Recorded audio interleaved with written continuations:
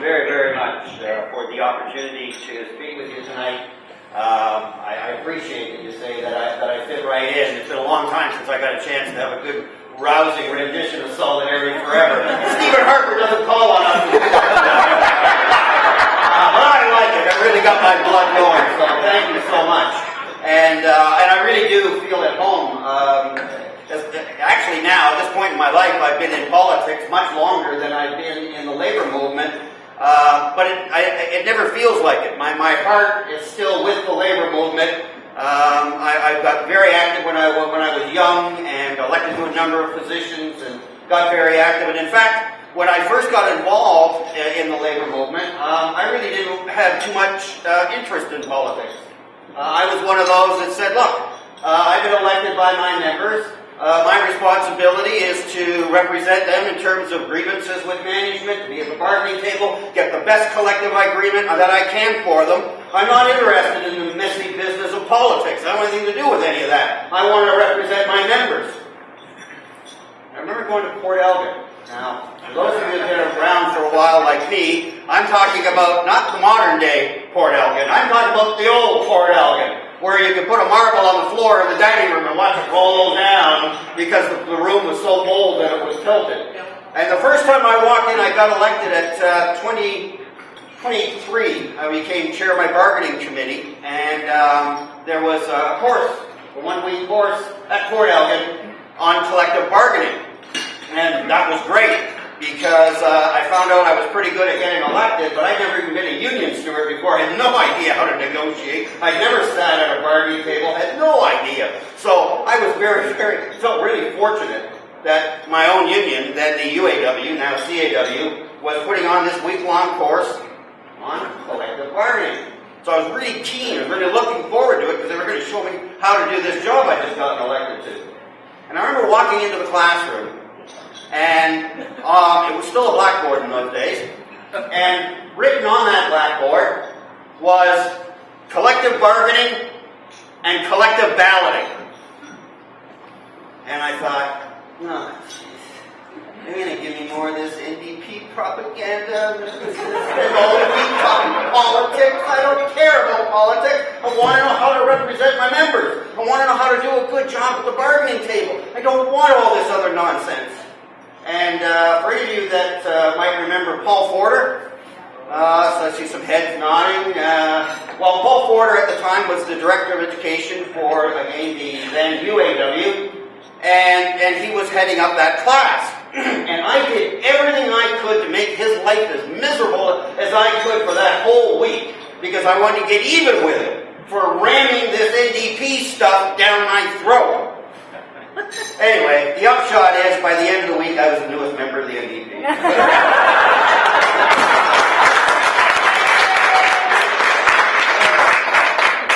But the reason it happened is something I continue to talk about over and over and over, because there may be people in this room who are active in the labor movement who hold that view. And I know that some unions have that as their official policy, that they only do, and that's fine. I respect that. That's their right. But I came away from that week at Port Elgin convinced, totally, thoroughly, in my mind, in my heart, in my gut, that if I was there for the right reason, if I was really there to represent the interests of the people that elected me where I worked, that I couldn't leave that role at the bargaining table. And Paul took great care to let us all know that there's only so much you can do at the bargaining table. I mean, if you're in the labor movement, you're in an elected position just so that you can either be a big shot, or you can get time off, or you can come to the attention of management so you can get a promotion. None of these things matter. I'm assuming that's none of you in this room, but we all know those people. I see more heads nodding. Folks have been around for a while too. So. But what becomes clear after a while is that if you care about the children of your union members, you can't deal with their education at the bargaining table. You can't address whether or not the hospital emergency room is going to be available and doctors are going to be available. You can't deal with the issue of health care at the bargaining table. Step it out one. If that member is no longer a member not paying union dues, does that mean that we're not supposed to care anymore? They don't pay union dues, so as far as we're concerned in the union, they don't exist? No. But there's only so much you can do in the collective agreement in terms of helping your members when they're laid off. And so, EI matters. And again, if you're thinking about your grandchildren, the kind of life that you want them to live, it's hard to separate caring about their future and not being worried about the environment. Because if they can't eat, they can't breathe the air, they can't drink the water, what good is it that their grandfather had a great collective agreement?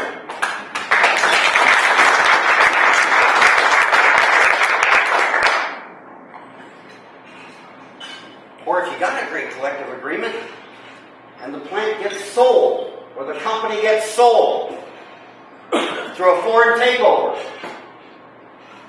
and the collective agreement is slashed and burned.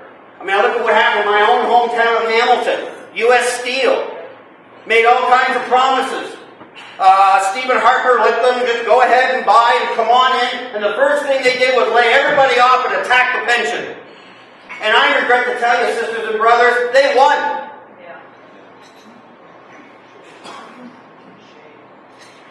Yeah. It is a shame. But you can't solve it entirely at the bargaining table. You've got to get your hands dirty and get into the muck and mire of politics. Because all the issues I just mentioned to you now are exactly the issues that Stephen Harper just rammed omnibuses through the House of Commons that damaged every one of the issues that I just mentioned to you. And you cannot deal with that issue at the bargaining table. You've got to step up and get involved in politics. And that's why I'm here. And that's why Paul Porter is a hero to me.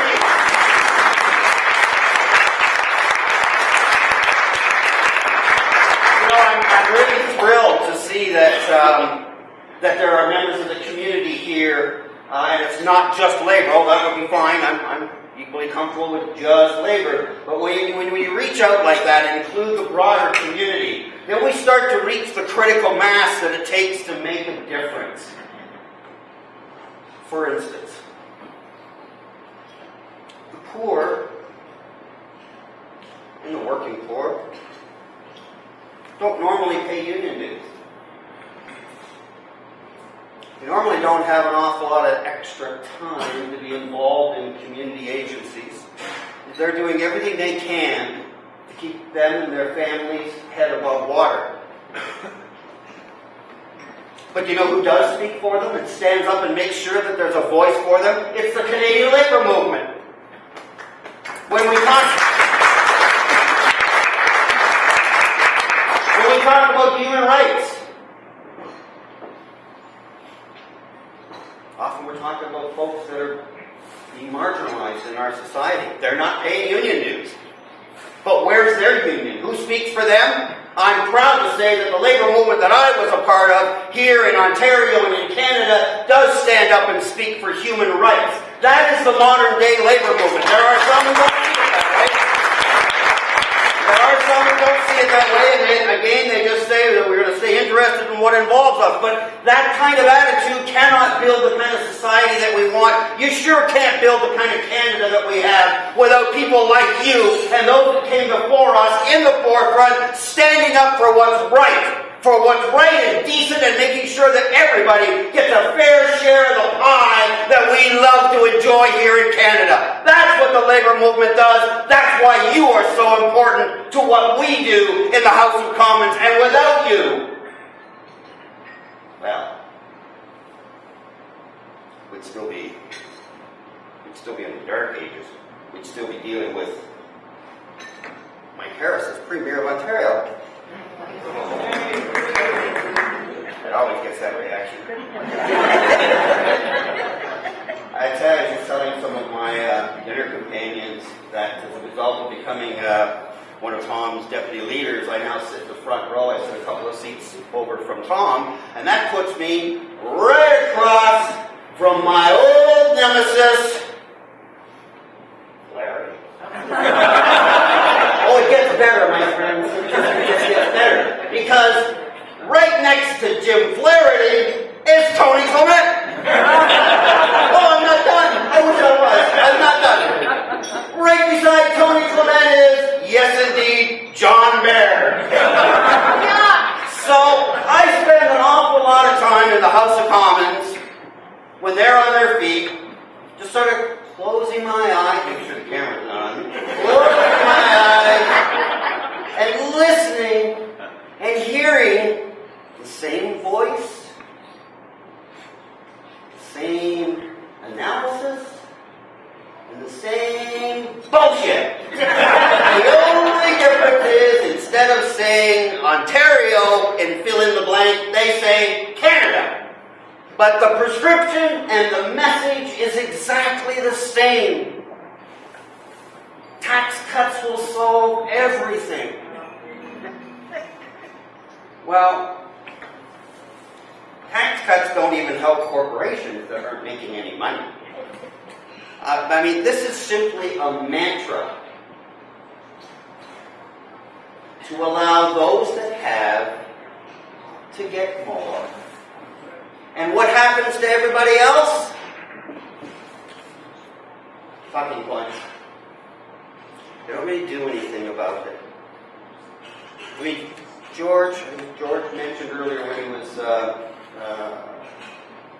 entertaining us earlier, he mentioned how almost 900,000 Canadians were using food banks. I am old enough to remember, and I'm sure there's some here also, when food banks first were introduced. I believe it was 1981. And it was meant to be a temporary measure, just a temporary Band-Aid solution until we got over sort of the lull in the economy, and then things would take off again and we wouldn't need them anymore and everything would be wonderful.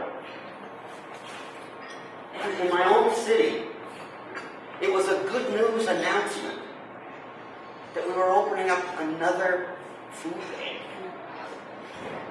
that was part of a network of food banks. I mean, bless those that work there and those that contribute, and without them, I don't know what some people would do. But it says an awful lot about our society. We are considered, we are one of the wealthiest countries in the world. We're a G7 country. We have the second largest oil reserves in the world. And we can have a comment on how good or bad that may be. But economically, it's a benefit to this country. We have all this in this country, and yet we have children that go to bed hungry, and we have moms and dads that have to go to a food bank in order to feed their family. Something is very, very wrong in Stephen Harper's Canada, and we're going to do something about it.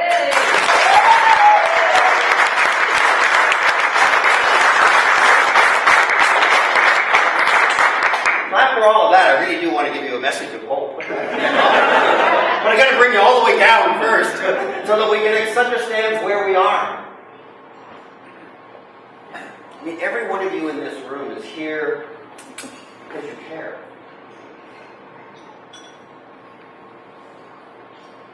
And everybody I know that's active in the NDP is there because they care. And as we learned in the labor movement, don't get angry. Don't get frustrated. Don't quit. Organize. Organize. Organize. Why organize? Because no matter how you count, there's still more of us than there is of them. It's just we have to get our act together. And there is reason to be very optimistic. Things are changing, and I'm not just gloating at the misfortunes of the current Liberal Party. I'm not. That's the only reason I'm optimistic, although that would be part of it.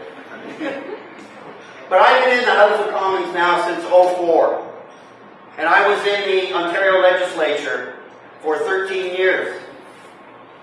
No party and no members stood up more consistently, more effectively, with more passion, and prepared to put more on the line for ordinary working people and ordinary families and those in need in this country than those who are elected and proudly wear the banner of an MP or an MPP of the New Democratic Party. I can tell you that firsthand that those people will stand up. Now, are they perfect? No. No, the NDP is not perfect. I was there in the Ontario legislature in the 90s. I can attest to how imperfect my own party can be. That's all we'll say about that. But I also know that the labor movement's not perfect. Our country is not perfect. Nothing really that involves us mere mortals is perfect. But Canada exists right now as a beacon of hope in the world.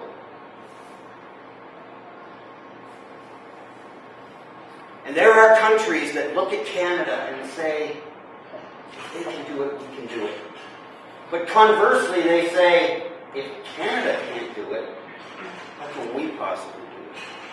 So we really do, in my view, provide international leadership by running our country and organizing our country in such a way that everyone does share in the benefits, that we treat everyone with respect, that we have the rule of law that even the Prime Minister would have to adhere to, that we have our universal health care system in this country that we are so proud of. And make no mistake, our universal health care system, our CPP, EI, you can go right down the line. Those things are only there because, yes, there were politicians that were ready to make those platforms, but that's not enough. They are there now because the labor movement was front and center on every one of those issues, pressuring the government of the day to bring about what's fair and right. And that's why we're so proud.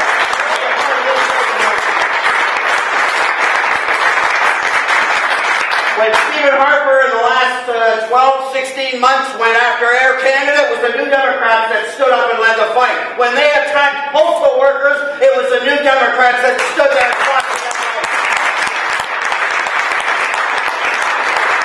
I want to say this very clearly that any of this nonsense about us backing away on C-377 is just that. It's a lot of nonsense. This is the party that has stood up for workers and stood up for their rights, and we'll do it on 377, and we'll do it on every single bill that attacks the rights of labor and attacks the quality of living of ordinary working people. That's who we are. That's who you are. And that's who we are together.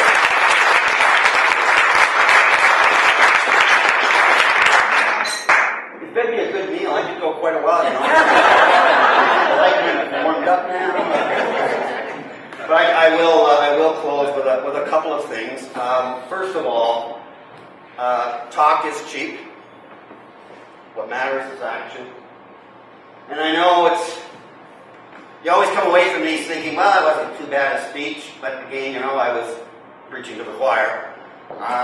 What matters is, what are we all prepared to do? We just had a historic breakthrough in Ontario under our great provincial leader, Andrea Horvath, who's my provincial MPP in my riding. I'm the MP for that riding, she's the MPP. She's a personal friend of mine, but I have no doubt in my mind that she is on a solid, straight line march to become the Premier of the province of Ontario.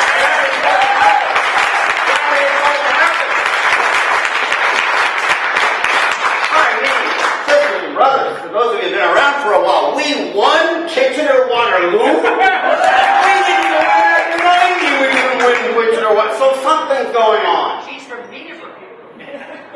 She's from Peterborough. She's a great candidate, by the way. That made a big difference. It's never enough. She's a phenomenal candidate. You should be really proud. Big things in store for her, no doubt.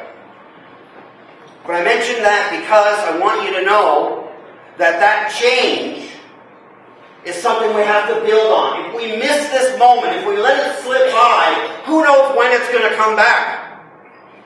We always have trouble figuring out, why don't people just vote in their own interests and vote for the party that represents their own interests? I'll probably die still wondering the answer to that question. But until then, I just know that knocking on doors and talking to people and fundraising and putting up signs and all those things that seem to make no difference are the only way in a democracy to bring about the kind of change that we want. So we did it in Kitchener-Waterloo with Andrea Horwath, who's on a steady march to be the Premier of Ontario. Make no mistake, the same sort of thing could happen in Durham, where we've got a by-election. We could make another point there.